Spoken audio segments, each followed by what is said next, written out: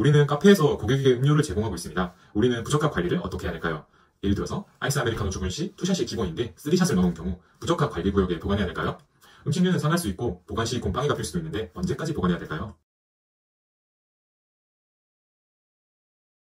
안녕하세요. 인증 알려주는 친절한 남자입니다. 오늘은 ISO 9001 품질 경영 시스템을 준비하면서 제조 현장에서 가장 중요하게 하셔야 할 일이 무엇인지 알려드리겠습니다. 많은 심사원들은 시스템을 중점적으로 평가하기 때문에 현장 심사 시 사무실에서 서류적인 부분을 많이 확인하는데요. 물론 저도 마찬가지입니다. 당연히 서류적인 부분의 비중을 크게 하여 평가하는데요. 단, 저는 현장을 반드시 평가하여 고객분들께서 현장 관리에 미흡한 부분에 대한 안내를 드리고 있습니다. 현장 및 실무를 잘 모를 경우 도움이 되는 사항을 안내 드릴 수 없는 점 참고하시면 좋겠습니다.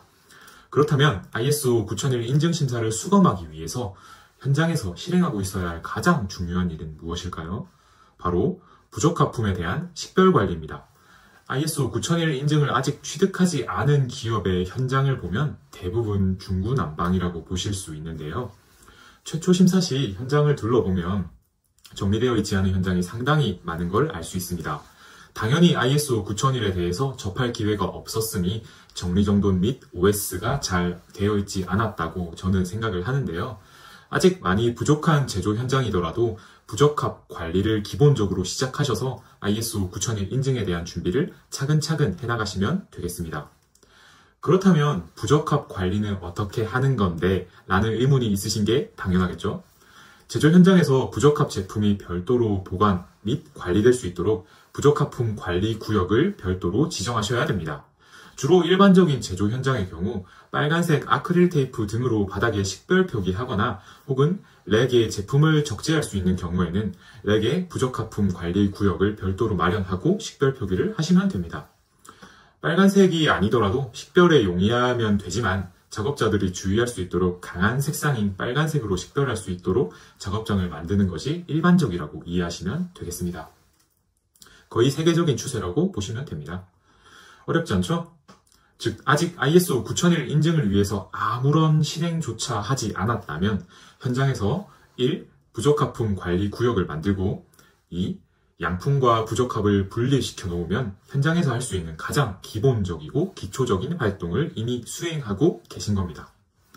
물론 이러한 식별 관리만 한다고 해서 ISO 9001 요구사항을 모두 만족시킨다고 말할 수는 없습니다.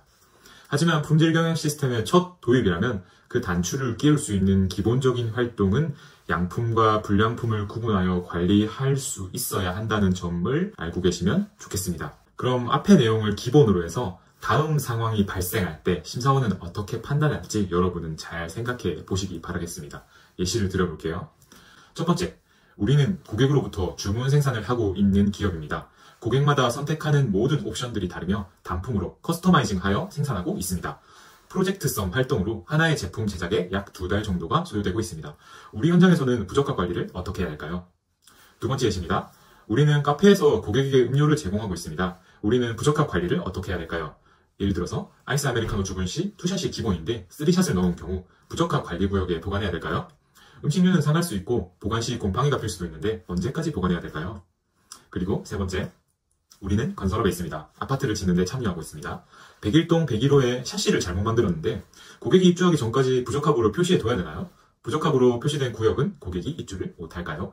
물론 얘는 더 많습니다. 단순한 제조 현장만 봤을 때는 정말 간단하고 쉬웠는데 산업별로 해당 사항을 적용하려니 생각보다 그렇게 단순하지만은 않다는 것을 아마 파악하셨을 겁니다. 앞의 상황들을 쉽게 해결하기 위해서는 기본적으로 ISO 9001에 대한 규격을 탄탄하게 알고 있어야 되고 이런 이론적인 내용을 실제 심사를 통해 경험해봐야 오늘은 품질 경영 시스템의 가장 기초적인 부적합 관리에 대한 사항을 말씀드렸는데요. 인증심사를 받으실 때 평가 항목이 우리 회사에 어떻게 적용되는지 심사원의 전문적인 판단이 필요할 경우가 분명히 있을 것입니다. 이때 역량이 검증된 심사원에게 심사를 수행하실 경우 여러분은 어렵지 않게 ISO 9001의 요구사항을 만족하실 수 있을 것이고 이 규격이 궁극적으로 의도하는 바가 무엇인지 쉽게 파악하실 수 있을 것입니다. 이번 강의도 여러분들께 유익한 내용이었기를 바라며 여기서 마무리하겠습니다. 시청해주셔서 감사드리며 오늘도 번창하세요.